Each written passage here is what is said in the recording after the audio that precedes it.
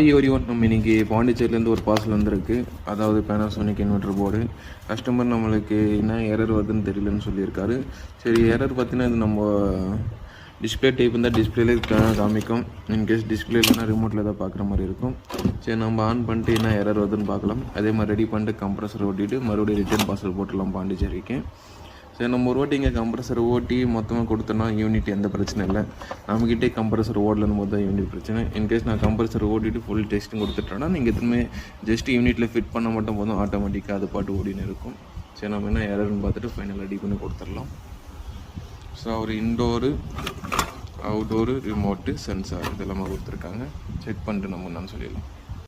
So நம்ம இன்டோரும் அவுட்டோரும் இப்போ எடுத்து ஃபுல்லாக வச்சு கனெக்ட் பண்ணியிருக்கோம். அதே மாதிரி வயர் எல்லாமே கொடுத்து வச்சுருக்கோம். பேஸ் நியூட்ரலு, அவுட்டோருக்கு பேஸ் நியூட்ரல் எல்லாமே கொடுத்துருக்கோம். சரி, நம்ம அதுக்கப்புறமா பார்க்கும்போது சென்சர் எல்லாமே இதில் எடுத்திருக்காங்க. ஆல்ரெடி எங்கே ஒர்க் பார்த்துருக்கான்னு நினைக்கிறேன். சரி, சென்சர் எல்லாமே எடுத்திருக்காங்க. இன்டோர்லேயும் சென்சர் ஒன்று காணும், அவுட்டோர்லேயும் சென்சர் ஒன்று காணும். சரி, நம்மளுக்கு அப்படின்னா எரர் வருதுன்னு பார்க்கலாம். இதுதான் அந்த மெக்மெட், அதாவது இந்த மெக்மெண்ட்டு தான் இப்போலாம் ரொம்ப யூஸ் பண்ணுற போர்டு. அதாவது 6 IGBT போர்டு யூஸ் பண்ணுவாங்க. ஸோ அந்த மாதிரி மாடல் வரும்போது இதுதான் எரர் கோடு. சேவ் பண்ணி வச்சுங்க, யூஸாக இருக்கும். நம்மளுக்கு இன்கேஸ் சென்சார் இல்லைன்னா என்ன எரர் வரும் பார்த்தீங்கன்னா, சென்சார் வரலன்னா நம்மளுக்கு H23 எரர் வரும். ஓகேங்களா, இன்டோர். அப்படி இன்டோர் போட்டோம்னா அவுட்டோர், இல்லைனா அவுட்டோருக்கு எத்தனை டைம் லைட் பிளிங்க் ஆகுது அது பார்க்கலாம். இல்லைன்னா என்ன கோடு வருதான் பார்க்கலாம். ஸோ இப்போ நம்ம யூனிட் ஆன் பண்ணலாம்.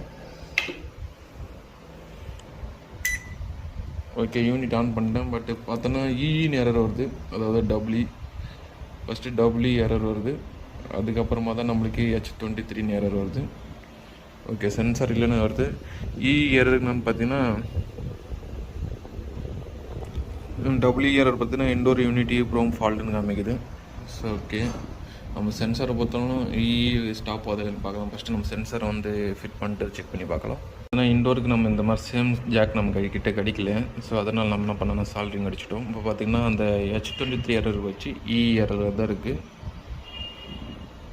ஓகே, இன்டோர் ப்ரோம் எரர்னு காமிக்குது. பட் அவுட்டோரில் சென்சாரில் அவுட்டோரில் எத்தனை டைம் லைட் பிளிங்கிங்னு நம்ம பார்க்கலாம். அவுட்டோர் பார்த்திங்கன்னா சப்ளைவே கொடுக்கல. ஏன்னா நம்மளுக்கு எரர் இருக்குது.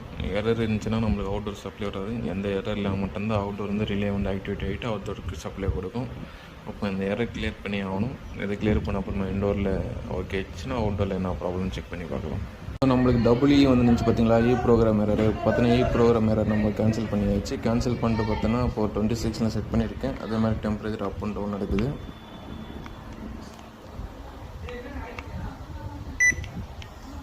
பார்த்தீங்கன்னா டிஸ்பிளே பக்கா இருக்குது, இன்டோர் பக்கா ரெடி ஆச்சு. இப்போ அவுட்டோரில் என்ன ப்ராப்ளம் வரும். இப்போ எல்இடி பார்த்தீங்கன்னா பிளிங்க் ஆகி இருக்குது அவுட்டோரில்.